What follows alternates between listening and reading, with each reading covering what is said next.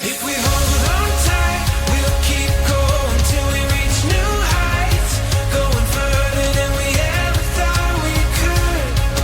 We're on to something good. We won't let go. We'll keep pushing through the highs and lows, going further than we ever thought we could. We're on to something good.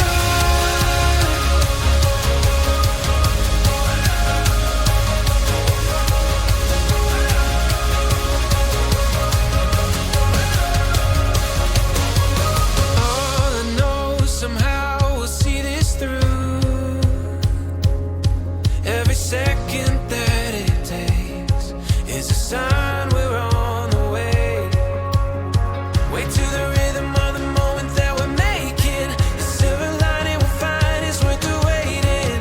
I think we're on to something good. And if we hold on tight, we'll keep going till we reach new heights, going further than we ever thought we could. Yeah, we're on to something good. We won't let go. We'll keep pushing through the highs and lows, going further than we ever thought we could. Yeah, we're on to something good.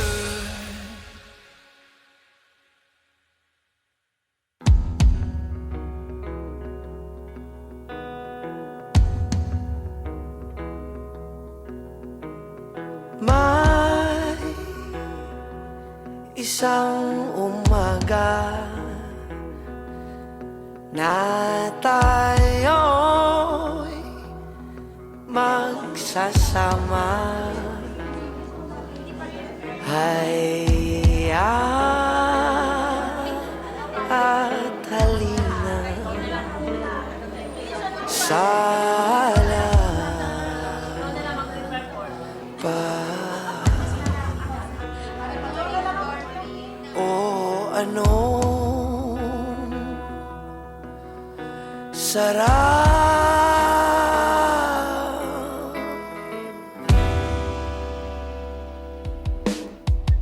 Ready na po ba yung team? Ready na? Hanggang sa dulo ng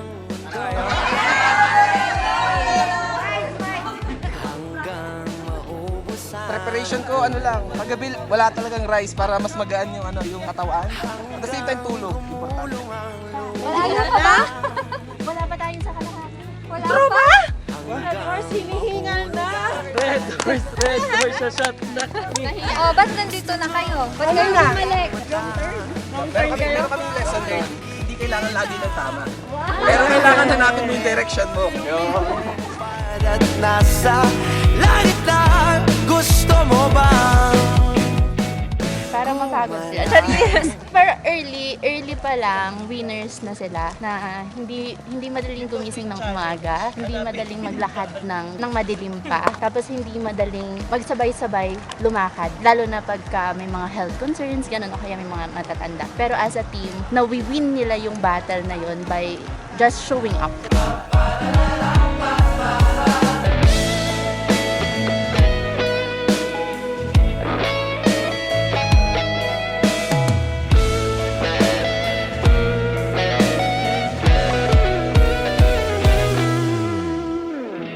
ang daming bawal sa mundo, sinasakal nila tayo, buksan ng puso at isipan, pali-pari ng kamalayan. Masdan mo ang aking mata. Ngayon natin nakikita guys no, na una, magkakaiba man kayo ng color, magkakaiba tayo ng color, pero kailangan natin ng isa't isa. Kanina, di ba, napapansin natin, meron dun yung blue team, di ba, ilang beses sila nagulit. Ano sinasabi ng iba? Go lang, go lang, go lang. Gusto mo ba? Di ba pag nag-aayam tayo, minsan pag nagsimula ka, gusto mo 3 months pa lang milyonaryo ka na. Pero tatandaan nyo guys, ito yung moral lesson na fall in love with the process.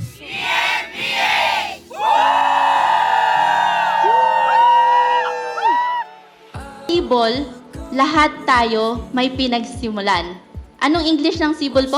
Sprout, pag-usbong. Nakita natin sa community natin ngayon ang dami ng achievers. Naniniwala ako na ang pinakahidahilan kung bakit siya nandito sa kinalalagyan niya ngayon dahil una, naniwala siya sa sarili niya. Pangalawa, merong naniwala sa kanya.